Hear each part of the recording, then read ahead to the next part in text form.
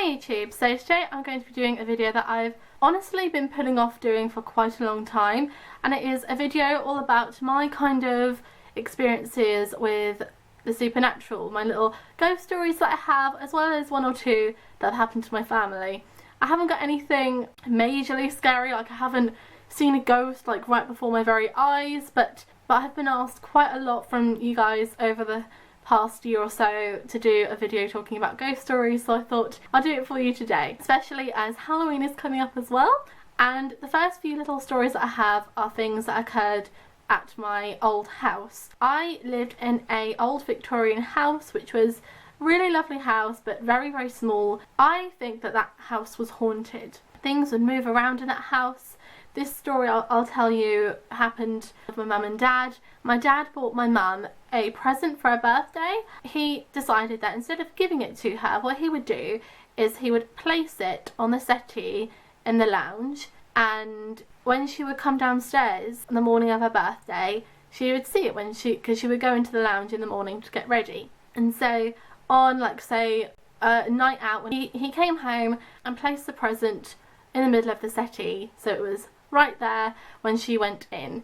He was absolutely certain that he left it on the sofa, but when he saw her later the next day and he said, "Did you like your present?"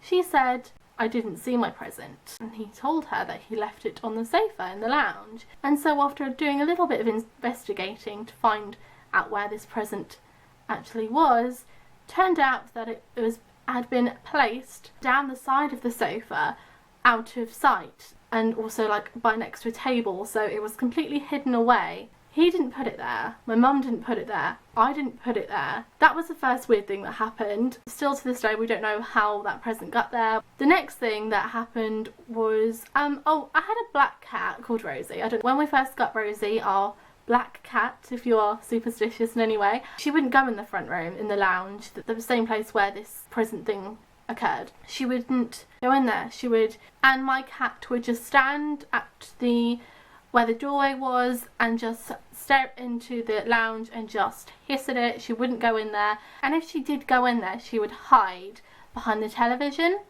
and it was just really, really odd. And still, I don't know why she was so afraid of this room and she hated it so much, but yeah, she had some issues with that lounge, and I don't know why. People say that like animals can sense things that we can't. I don't really know, but again, it's just funny that it was the same place where the other spooky thing occurred. The final thing that happened at that house, which is something that really does freak me out when I think about it to this day. When I was younger, you know how much I love cats and all that.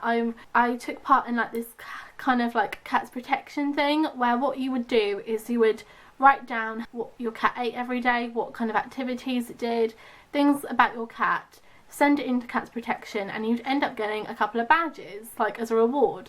And I remember I worked once on end to do this, and it was just like a nice little fun thing that they did for kids. You know, I was only about 9 years old or whatever, and it was just like a nice little thing to do. And so I did this, and I won these two little badges with little cats on, as you can see, and there they are. And I will keep them in this tin. I didn't buy the tin specifically to keep these in, but this ended up being the tin that I would always keep my two little badges that I was very proud to have in. I know they're really small and really tiny, but when you're that age, it means a lot to you to like have some kind of reward for something, I don't know, for something like that you put a lot of effort into. And so I was one day just stood in my room and I was just looking at my badges, and then I dropped them both on the floor. I looked everywhere for them. I was really upset. I spent absolutely ages looking for them in my room. My room was a very small room. It wasn't big at all. I remember the moment I dropped them even, and I know the place where they fell, and I looked everywhere. My mum looked everywhere, my dad looked everywhere. We all knew that these two badges, both of them, had gone missing. My mum was even thinking about like contacting them and saying, like, my daughter's lost her badges, can she get some replacement ones, because she really, really loved them. But that never happened. I remember so many times I would keep this box on that dresser that I always kept them on, and from time to time I'd look in the box and there'd be nothing there. And it was just one of those little things that you would do, just be like, oh, maybe Mum's found them and she's put them back in. And every time I looked in the tin, they weren't there. We all knew that this was the tin that they were kept in. Anyway, we moved house a couple of years later, and still I hadn't seen these badges since, until one day my mum came into my room, in this room here actually, and she said, look what I found. And she had found both the badges in the tin. No one had put them there. We asked everyone. We asked my nan, we asked my dad, we asked like people that you wouldn't even ask really if you were really thinking about who would pick them up and put them back. We were just desperate to find out who put them there. They weren't just in any tin, or they weren't just like left. They were back in the place where I always kept them. And I find it very strange. There's no explanation again as to how that happened. My bedroom was directly above the lounge, and they were both towards the front of the house, so I don't know. I've had some weird dreams about that house as well. I have so many reoccurring dreams that I'm back in that house. That house means so much to me. It's my childhood. It was a lovely, lovely place. I've got the most wonderful memories there, but I do get really bad dreams, and I had always had bad dreams when I was there, and all my kind of nightmare kind of dreams I have now are about that house. The next little thing is just a weird little story I thought I should I'll tell you. When we were moving, before we put an offer in on this place, we found a place before that we also really loved. It was a fairly old house. There was this oldish woman, and she showed us around, and she told us that her granddad built the house. My dad was absolutely in love with that house, and so we made an offer on the house. We thought we were going to move in. We thought that was where we were going to go, but it fell through. It did fall through. I don't know if it was until we moved here, but a couple of things were discussed, and it turns out that my mum had this really horrible dream, and it was this dream that the granddad, the man that built the house, was in that building while we were there, and he was shouting at us to get out, and it, like really shouting and like scaring us. Like, it was just horrible, like how she explained it to me. I don't really like thinking about it again. It just really makes me feel quite ill. My mum didn't tell us about this until after the offer fell through, because she didn't want to freak us out or anything, and she told my dad, and he said to her, I had exactly the same dream. And they had it about the same kind of time, obviously when we were just about to move in and everything. I don't know how that would even happen. Was it just a coincidence? It was just really freaky. I didn't have that dream. They both had exactly the same dream about this man shouting at us to get out, and they didn't tell each other until a while later. Another couple of things that have happened to me are in this house. A while ago, I was lying in bed and it was dark. It was quite dark. I do sleep with my light off now because I've got my hedgehog in my room, even though I hate the dark. And I was staring into space, and I saw this very clear but very brief flash of light. It was a white light, and it was kind of like this. It was like a squiggle, and it was up quite high, and I just freaked out because I've never seen anything like that before. I googled it. I'm not quite sure what it means, like if it could have been anything supernatural at all. I made experiments like seeing what kind of lights my phone would make in the dark, shining lights from like rooms out there, and it wasn't like it was coming from anywhere. It was like it was on its own. It wasn't being shone from anywhere. It was like in the room. The back of my house it's all woods. It's all woods. My garden is quite big, and then there's like woods like way down, so if there's any flashing lights or anything, which it wouldn't be able to got in the room. Plus I sleep with my blind down. I don't really know how it happened. A few weeks ago also, I was lying in bed.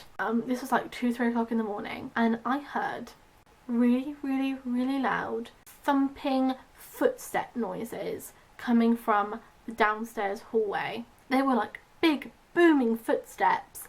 They would be really loud, and then they'd go away, and then they'd come back again. And I was like lying in my bed, petrified, but thinking, it's gonna come into my room soon, and then I'm just gonna face it, whatever it is. And it would like run really fast, and then it would stop. But it felt like it was inside the house. My mum was like, oh, maybe it was your hamster. My hamster, right, God rest his little soul, is a Russian Dwarf hamster, about that big, okay? and he had a wheel which is about that big. No, it makes like a rattling noise. It wasn't my hedgehog, and I know that I was 100% certain that I was awake because I was trying my damn best to get to sleep. After they kind of went for quite a long time, I went into my mum and I said, "Mum, did you hear any of that?" And she said, "No, I've never heard anything quite like it before, especially 3 a.m, you know, in a house. Really, really loud, booming footsteps that would come and go, and I felt at one point that they were running towards my room, and then it stopped." Have I gone mad? Have I gone mad? Hello? The last story that I've got to tell you didn't happen to me or my parents, but it happened to my great uncle, and I love this story so much, and so I thought I'd share it with you. And it's something that actually happened to my great uncle Ron. My uncle was actually psychic. He did see quite a few things that happened, like to my nan, that were very accurate. He could read her hand. There are quite a few people on my dad's side of the family that actually were psychic, and they saw all sorts of very weird and terrible things, actually, that I won't get into detail about it now. But anyway, my uncle was on a bus one night in November.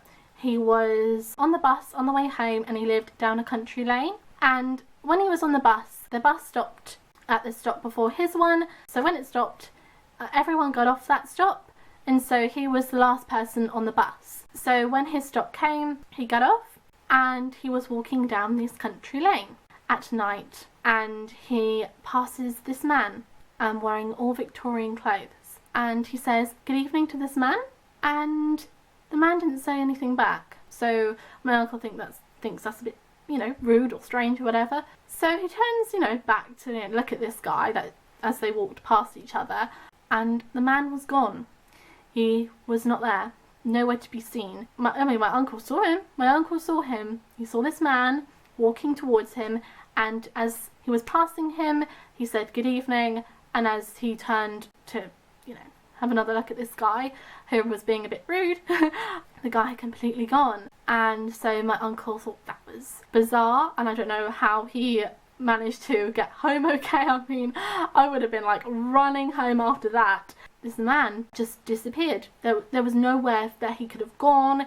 It was an instant that he disappeared in. I don't think he thought too much of it though. He was like a very rational kind of guy. He didn't really, even though he was psychic and things like that, he didn't really think too much into things like that. But then later on he found out everyone got off that stop before him for a reason. My uncle later found out that during the Victorian times a man was hung on that lane in November, and so every November he haunts walking up and down that lane, and that's who my uncle saw, a ghost of that man, and that is why everyone got off the stop before and avoided seeing him. But yes, it wasn't until after the incident happened that he found out about that story, so it wasn't like he was thinking he was going to see him and he imagined him there. He didn't even know anything about it until afterwards. I like that story because it's kind of like classic ghost story kind of thing. That's everything that I've got though. Yeah, that's all I've really got, but I just thought I would share them, and I hope that you enjoyed the video. So thank you everyone so much for watching, and I will see you again very soon. Bye everyone.